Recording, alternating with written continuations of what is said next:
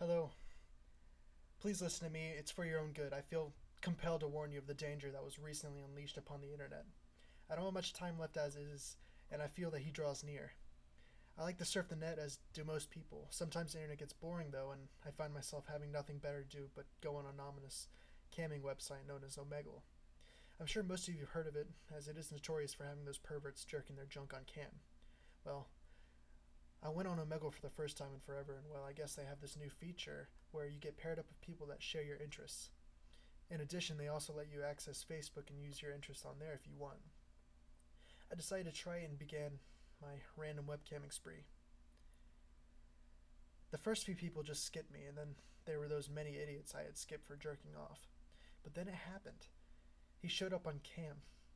A man dressed in black appeared.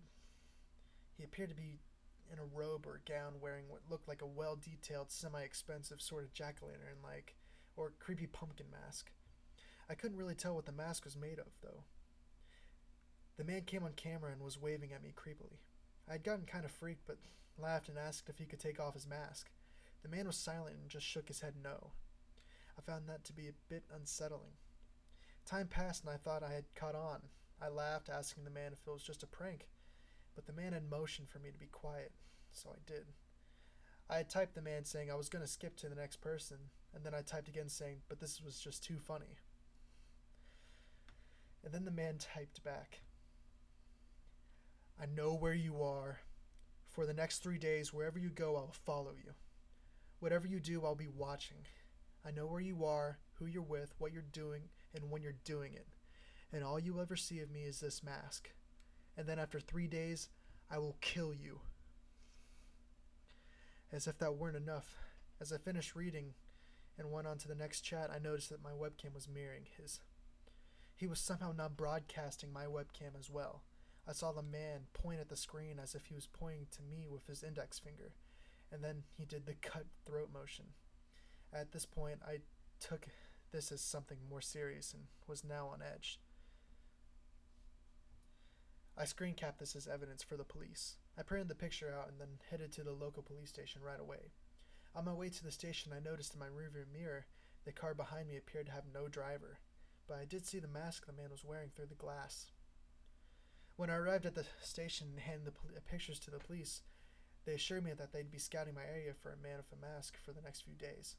This made me feel somewhat safe. I decided with them on a stakeout. I tried continuing my life as normal. The next day I went shopping at Walmart because I was getting low on food and needed to pick up milk. Something very scary happened at Walmart. As I progressed into getting the groceries I needed, the usual bustle of the store dumbed down just as, if not more progressively. When I got to the checkout, I noticed that no one was in the store any longer. In each checkout lane on the counters there was a mask just like the man wore. I ran out hurriedly and unlocked my car door, just piling my groceries in the passenger seat and sped out of the parking lot. When I got home, I was so freaked out I grabbed all the groceries I could and ran into the house, and then locked all the doors and windows. I needed assurance, so I called the police and asked them if they noticed him around, and thankfully they hadn't. I decided to call the night early and went upstairs to my bed and went to sleep. When I woke that morning, I was frightened to see hanging on the hook of my closet door in my bedroom was the mask the man wore.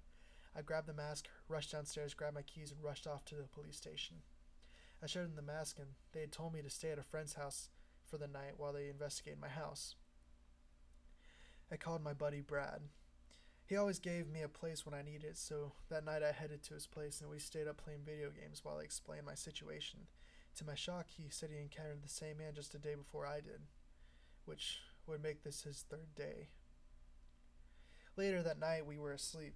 I was awoken to a loud noise coming from Brad's room. Scared, I crept up the stairs to check on him. I was horrified what I saw. Brad was lying on his bed in a pool of blood with that damned mask laying on his chest. Today is my third day. I'm sitting at the police station on Brad's laptop typing this to warn you all. Beware of the pumpkin man. I don't know what will become of me, but if this post gets around and saves as many lives as possible, I'm content. What was that?